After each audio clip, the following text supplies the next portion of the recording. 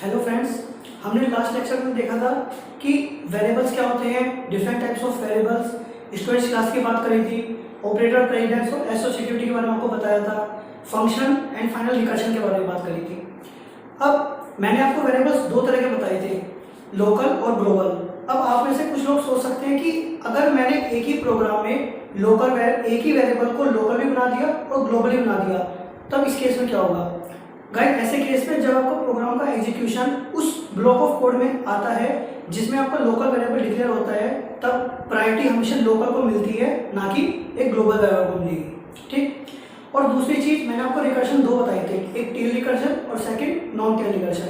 अब मैंने आपको ये भी कहा था कि रिकर्शन की हेल्प से काफ़ी सारी प्रॉब्लम्स आसानी से सॉल्व हो जाती हैं, जैसे कि आपकी टावर ऑफ हेनोई की प्रॉब्लम, या फिर ट्री के traversal, pre order, post order and in order, और बहुत सारी प्रॉब्लम्स। तो दो रिकर्शन है, तो कौन सा रिकर्शन ज़्यादा बेटर होता है? इसमें मैं आपको बताऊं तो जो अच्छा रिकर्शन होता है ज़्यादा, वो होता है आपका टेल रिकर्शन। ऐसा क्यों? क्योंकि टेल रिकर्शन में क्या होता है, सबसे लास्ट में जाके आपकी रिकर्सिव कॉल होती है। और गाइस, जब भी कोई एक फंक्शन रिकर्शन अपने आप को ही कॉल करता है तो वो कंप्यूटर की बहुत ज़्यादा मेमोरी और प्रोसेसिंग टाइम लेता है।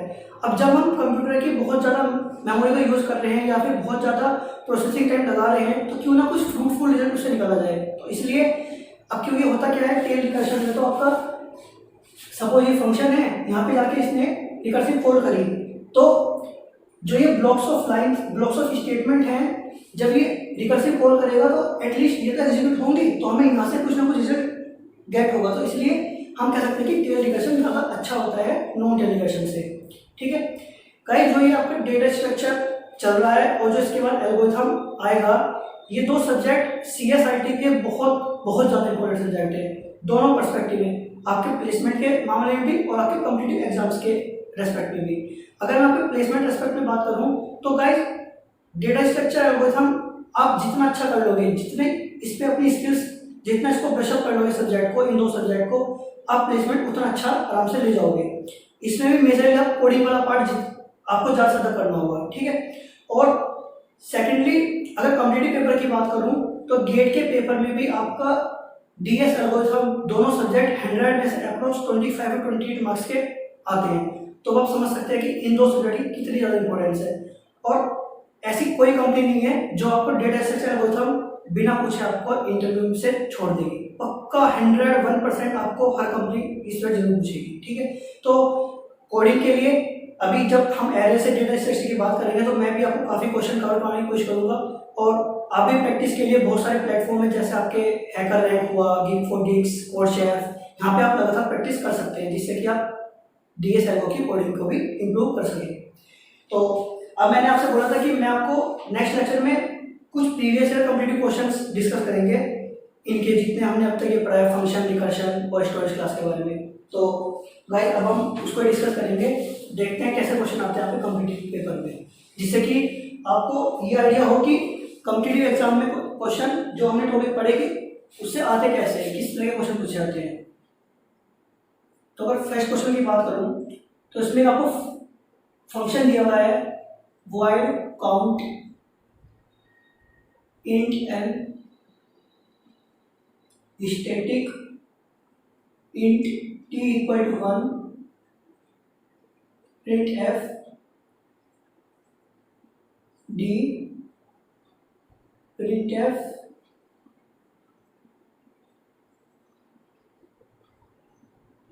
सॉरी, यहाँ पर आपका n था और यहाँ पे d प्रिंट करना है।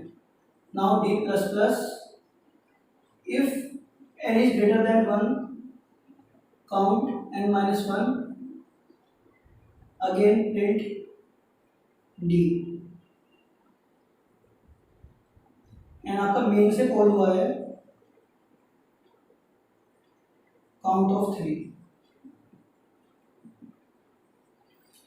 इसमें आपको ये प्रोग्राम दिया हुआ है और इसमें पूछ रहा है कि जब मैं मेन से काउंट ऑफ 3 को कॉल करूंगा तो ये क्या आपको आउटपुट देगा। अब मैं आपको बताऊं तो ये क्वेश्चन आपका गेट 2016 में आया हुआ है, तो आप समझ सकते हैं। देखो, इसमें आपका रिकर्शन भी कॉल हुआ है क्योंकि काउंट यहाँ पे और काउंट ही दोबारा कॉल कर रहा है, तो रिकर्शन का कंसेप्ट भी यूज होगा। फंक्शन तो है ही है और इसमें स्टोरेज क्लास स्टैटिक का भी यूज हो गया। गाइस मैक्सिमम क्वेश्चन हर साल स्टैटिक के ऊपर एक या दो क्वेश्चन आपको जरूर पूछेगा, क्योंकि मैंने आपको बताया था स्टैटिक में क्या होता है कि जब आपकी मल्टीपल फंक्शन कॉल चलती है तो जो स्टैटिक वेरिएबल का जो लाइफ टाइम होती है वो अभी खत्म नहीं होती, वो चलती रहती है। तो इसलिए स्टैटिक का बहुत इंपॉर्टेंट है, काफी सारे बच्चे इस पर गलती भी करते हैं। तो देखते हैं कि इसमें हम ऐसे क्वेश्चन को सॉल्व करते किस तरह हैं। अब देखिए, अगर मैं काउंट फंक्शन की बात करूं तो इसमें ये लाइन तो आपकी एक बार डिक्लेयर हो चुकी है, इससे तो हमें कोई मतलब नहीं है। बट जो ये 1 2 3 4 5 ये 5 लाइन्स ऑफ स्टेटमेंट है जो आपका फंक्शन एग्जीक्यूट करेगा। तो हम सबसे पहले इन लाइन्स को एक नंबर दे देंगे, first, second, third, fourth, fifth, ठीक है। अब जब मैं काउंट ऑफ 3 कॉल करूंगा, तो जब काउंट ऑफ 3 कॉल करूंगा तो ये पांचों लाइन को एग्जीक्यूट करेगा। तो मैंने लिख लिया 1 2 3 4 5, ठीक। अब फर्स्ट टाइम में क्या है आपका एन की वैल्यू प्रिंट कर दी, एन की वैल्यू है क्या 3, क्योंकि यहाँ पे एन को लो और एन 3 है, तो यहाँ पे आपने 3 लिख दिया, काम खत्म। सेकंड लाइन डी की वैल्यू प्रिंट करनी है, डी की वैल्यू है यहाँ पे 1 प्रिंट हो गया, ठीक है। अब 3 में आपको डी की वैल्यू प्लस प्लस हुई है, मतलब डी की वैल्यू आपने इंक्रीमेंट करी है, तो यहाँ पे आपकी डी की वैल्यू क्या हो गई 2, ठीक। इस टाइप का यहाँ पे काम खत्म। 4, अगर n की वैल्यू 1 से बड़ी है, हाँ हमारी n की वैल्यू भी 3 है, 1 से बड़ी है, तो हम काउंट करेंगे n-1। यहाँ पे आपका काउंट क्या हो गया 2, ठीक है। अब जब दोबारा से आपका काउंट 2 हुआ है तो ये भी आपका 5 लाइन को दोबारा एग्जीक्यूट करेगा, 1 2 3 4 5। फर्स्ट में क्या है n की वैल्यू दोबारा प्रिंट, n की वैल्यू क्या है 2, प्रिंट कर दी। डी की वैल्यू प्रिंट कर दो, डी की वैल्यू यहाँ पे 2 हो चुकी थी, क्योंकि स्टैटिक है तो दोबारा इनिशियलाइज नहीं होगा, क्योंकि मल्टीपल फंक्शन कॉल में भी इसकी वैल्यू बनी रहती है, मैंने आपको बताया था। तो इसलिए यहाँ पे 2 वैल्यू आपकी इसकी प्रिंट हो गई। डी की वैल्यू प्लस प्लस कर दी, तो डी की वैल्यू यहाँ पे 3 हो गई, ठीक। 4 में क्या है एन की वैल्यू 1 से बड़ी है, हाँ बड़ी है, तो इसने दोबारा काउंट ऑफ 1 कॉल कर दिया। अब ये भी 1 2 3 4 5 लाइन पर एग्जीक्यूट करेगा। अब फर्स्ट में क्या है एन की वैल्यू प्रिंट, एन की वैल्यू क्या है 1, ठीक है। 2 में डी की वैल्यू हो गई थी 3, ये भी काम खत्म। 3 में डी की वैल्यू प्लस कर दी, तो डी की वैल्यू की 4 हो गई। अब 4 लाइन में क्या है 4 n ग्रेटर देन 1, बट नहीं n तो हमारा 1 है, 1 से बड़ा नहीं है, तो ये नहीं चलेगा। अब डी वैल्यू दोबारा प्रिंट करेगा, डी वैल्यू क्या हो चुकी 4, तो यहाँ पे आपको 4 प्रिंट कर दिया। अब इसने इसको रिटर्न करा तो ये आपका रिटर्न हो चुका था। 5 लाइन यहाँ पे क्या कह रही है D value print, D value हो क्या गई है 4, हाँ दोबारा 4 कॉल हो गया, ये भी काम खत्म। इसलिए दोबारा रिटर्न करवाया, ये हमने कर लिया था। इसमें 5 में दोबारा डी वैल्यू प्रिंट करेंगे, डी वैल्यू क्या है 4। तो गाइस ये आपका आउटपुट है इसका। जब हम काउंट ऑफ 3 कॉल करेंगे तो आपका ये आउटपुट आएगा इस सीक्वेंस में, ठीक है। तो ये पहले क्वेश्चन हमने ऐसे सोल्व कर रहे हैं, तो आप समझ चुके हैं कि इस तरह के क्वेश्चन कैसे सोल्व करते हैं, ठीक है। Next question,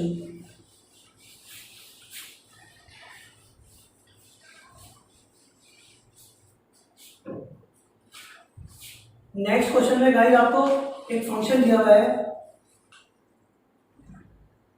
void get int n, if n less than 1 return else get of n minus 1 and get of n minus 3 और print above n की वैल्यू, ठीक। इसमें आपको कॉल रहा है क्वेश्चन में कि जब मैं इसमें गेट ऑफ 6 को कॉल करूंगा तो मेन फंक्शन के पास प्रोग्राम रिटर्न करने से, एग्जीक्यूशन रिटर्न करने से पहले आपका जो गेट का फंक्शन है वो कितनी बार कॉल हो चुका होगा, ठीक।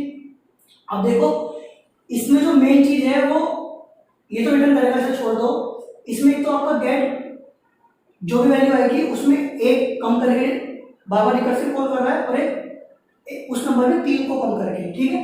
तो मैं क्या करूंगा, अगर गेट ऑफ 6 है तो ये कॉल किसको करेगा गेट ऑफ 5 को, एक 1 कम करके, और 3 लेस करके करेगा गेट ऑफ 3 को, ठीक। और 5 किसको करेगा गेट ऑफ 4 को और गेट ऑफ 2 को, 3 करेगा गेट ऑफ 2 को और गेट ऑफ 0 को, गेट ऑफ 4 करेगा गेट ऑफ 3 को और गेट ऑफ 1 को, 2 करेगा गेट ऑफ 1 को और गेट ऑफ -1 को। 2 यहाँ पे भी आपका 1 को कॉल करेगा और एक -1 को कॉल करेगा, ठीक। जीरो आपका कुछ जीरो ऐसे रिटर्न कर देगा, क्योंकि अगर n की वैल्यू 1 से कम हो गई तो रिटर्न कर देगा।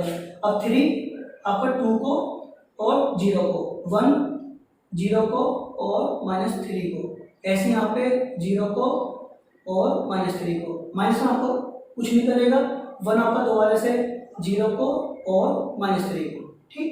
अब 2 आपका 1 को और -1 को, 0 नहीं करेगा, ये भी नहीं करेगा, ये भी आपकी वैल्यू 1 से कम है, ये भी 1 से कम है, ये भी 1 से कम, ये भी 1 से कम, ये भी, और ये 1 करेगा, एक बार 0 को और एक बार -3 को, ठीक। अब हम काउंट करेंगे कितनी बार आपका गेट फंक्शन कॉल हुआ है, तो 1 2 3 4 5 6 7 8 9 10 11 12 13 14 15 16 17 18 19 20 21 22 23 24 25, ठीक। तो भाई इसमें आपका 25 टाइम्स गेट फंक्शन कॉल हुआ before returning to main function when we call get of 6, ठीक है।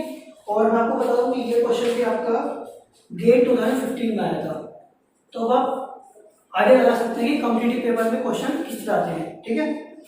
नेक्स्ट क्वेश्चन,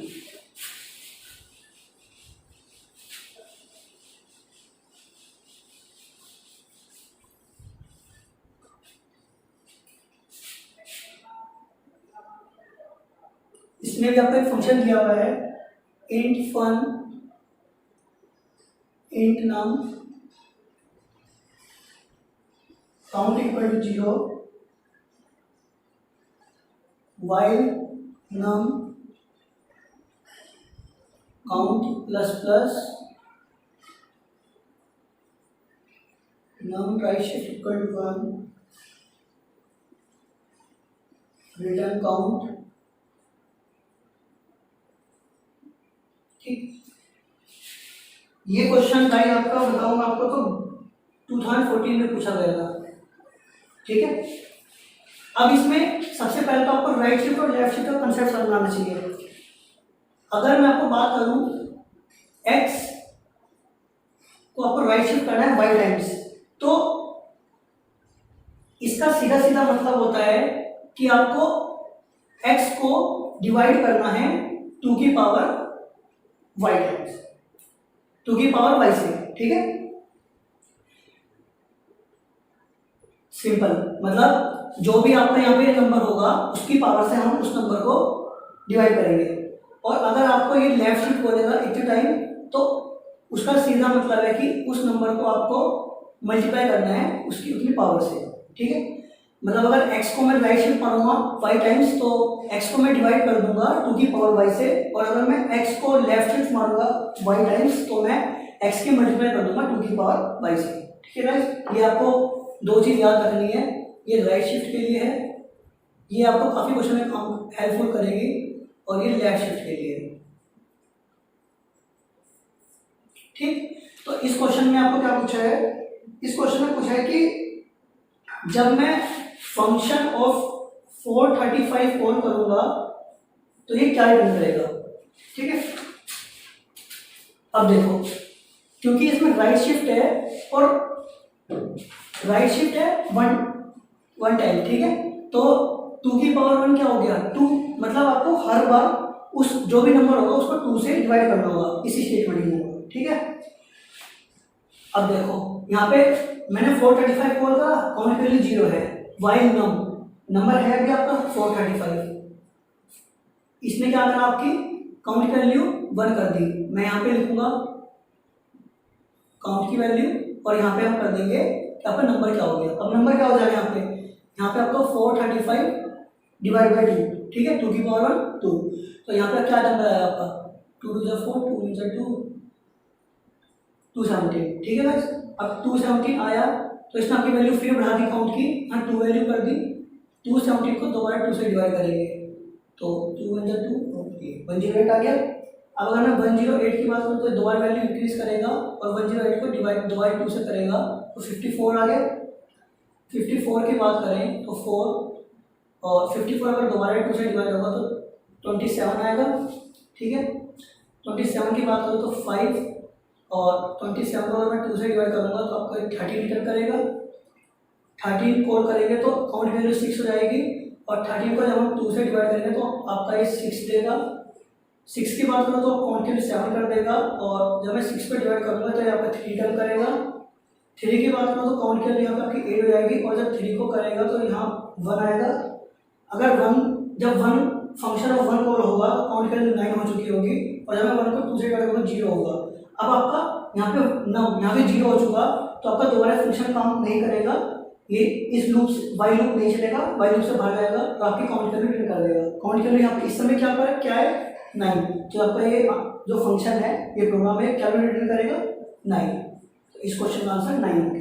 ठीक है, अब आप देख रहे होंगे गाइस कि जो हमने अब तक ये storage class, function, recursion concept पढ़े थे, उससे क्वेश्चन किस तरह के आते हैं। ठीक है ना, अब मैं आपको एक क्वेश्चन को लेटेस्ट करवाता हूँ, जो कि आपका इसी साल गेट 2020 में पूछा गया था। वो क्वेश्चन थोड़ा इनसे अच्छा भी है, लेकिन थोड़ा सा डिफिकल्ट है इनसे, लेकिन क्वेश्चन अच्छा है काफी। देखते हैं,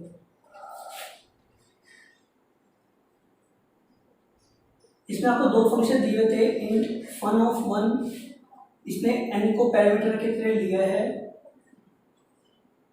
static int I equal to 0, if n greater than 0 तो प्लस i, और फंक्शन 1 ऑफ n माइनस 1, और बाद में आप रिटर्न कर देगा i की value.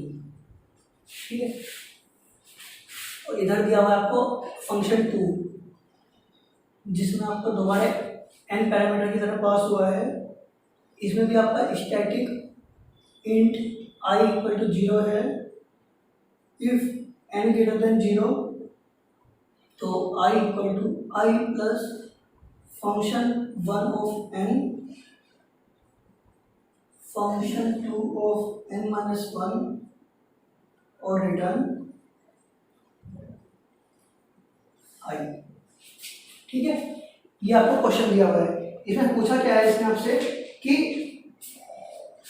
What value will be return when function 2 of 5 would be called. हमने ये कॉल किया है, और आपको बताना है कि क्या आंसर आएगा। तो मैंने आपको बता दिया कि ये क्वेश्चन आपका इसी साल 2020 में पूछा गया है। आपको क्वेश्चन काफी बड़ा लग रहा होगा, और सोचो में दो फंक्शन है, यहाँ से फंक्शन 1 कॉल हो रहा है, फंक्शन 1 में दोबारा अपने आप, फिर दोबारा फंक्शन 2, तो थोड़ा देखने में डिफिकल्ट लग रहा है, बट क्वेश्चन हार्ड नहीं होते, क्वेश्चन आसान है।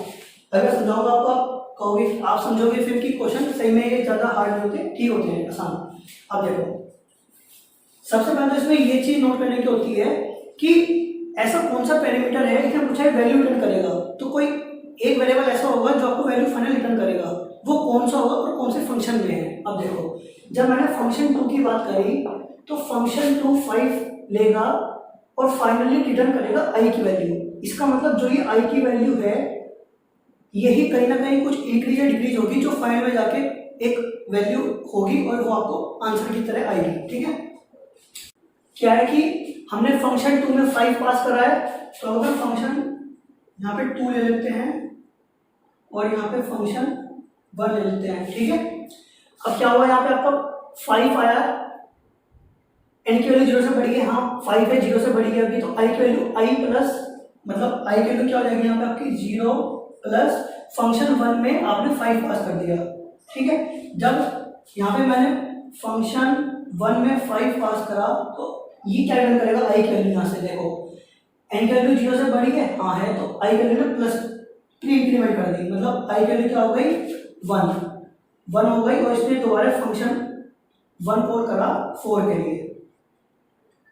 ठीक है, अब इन्हें 2 वैल्यू कर दी, तो ये आपका दोबारा 3 के लिए कॉल हुआ, ठीक है, वैल्यू प्री इंक्रीमेंट 3 कर दी, दोबारा आपका 2 के लिए कॉल हुआ है, 4 वैल्यू कर दी इसने दोबारा, तो आपका दोबारा ये 1 के लिए कॉल हुआ, इसने 5 वैल्यू कर दी, तो ये आपका 0 के लिए कॉल हुआ। अब आप एक चीज क्लियर हो गई यहाँ से कि फंक्शन 1 में जो भी वैल्यू आएगी, वो उस वैल्यू को i में उतना ही इंक्रीमेंट कर देगा। ठीक है, तो इन्हें i वैल्यू क्या कर दी यहाँ पे 5, तो यहाँ पे 5 आई है, तो 0 प्लस 5 हो गई वैल्यू। अब इन्हें फंक्शन 2 दोबारा कॉल करा, फंक्शन 2 ऑफ 4 कॉल करेगा, जब फंक्शन 2 ऑफ 4 कॉल करेंगे, तो यहाँ पे i वैल्यू क्या हो गई 5 plus function one of four, function one of four call करा। अब फंक्शन वन में आई वैल्यू पहले क्या हो चुकी थी 5, अब 5 प्लस 4 क्या हो गया 9, तो 5 प्लस 9 आपका हो गया 14। ठीक है, अब आप समझ चुके कैसे इसमें प्रोसेसिंग चल रही है इन दोनों आई वेरिएबल्स की। ठीक है, अब यहाँ पे आई वैल्यू क्या हो गई 14 प्लस, क्योंकि ये 3 के लिए कॉल हुआ है, और जब फंक्शन वन ऑफ 3 होगा यहाँ पहली 9 वैल्यू है, 9 में 3 ऐड होगा तो 12 वैल्यू जाएगी, ये 12 यहाँ पे डाल होगी, तो 14 प्लस 12 क्या हो गया आपका 26। ठीक है, अब आई वैल्यू बात दोबारा बात करो 26 प्लस, ये दोबारा आपका फंक्शन वन 2 के लिए कॉल हुआ है, जब 2 के लिए कॉल हुआ तो 12 हो चुकी थी, 12 प्लस 2 क्या हो गया 14, 26 प्लस 14, 26 प्लस 14 क्या हो गया आपका 40। ठीक है, फाइनली आपका फंक्शन वन दोबारा 1 के लिए कॉल हुआ है, 1 के लिए कॉल हुआ है तो इसने आपको 40 प्लस फंक्शन वन में 1 पास करा, 1 पास करा तो पहली वैल्यू 14 हो चुकी थी, 14 में 1 ऐड हुआ 15, 15 वैल्यू यहाँ पे आई 14 प्लस 15 55। ठीक है, फाइनली ये आपका एग्जीक्यूशन यहाँ पे खत्म हो जाएगा और ये आपको 55 रिटर्न कर देगा।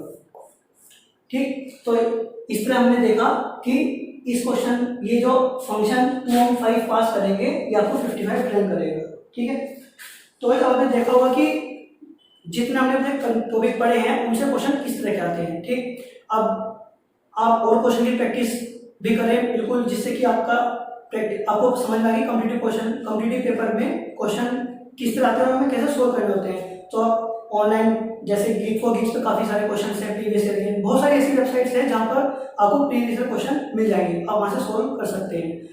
अब गाइस मैं जब इसके बाद एरे स्टार्ट करूँगा तो उसमें एरे में साथ साथ आपके कुछ जितने प्रोग्रामिंग क्वेश्चंस कवर हो सकेंगे मैं आपको उतने पूरी कोशिश करूँगा कवर करवाने की, और साथ ही साथ कॉम्पिटिटिव क्वेश्चंस भी आपको बताता चलूँगा कि किस तरह के आते हैं। ठीक है, तो गाइस वीडियो को लाइक करें, अपने दोस्तों के साथ शेयर करें, चैनल को सब्सक्राइब करें और साथ ही साथ नोटिफिकेशन बेल आइकन को प्रेस कर लें, क्योंकि उससे क्या होगा कि आपकी कोई वीडियो मिस नहीं होगी, वरना तो वीडियो मिस हो जाएगी तो फिर आपका भी पढ़ने का फ्लो टूट जाएगा, आपको मजा नहीं आएगा। ठीक है ना, थैंक यू।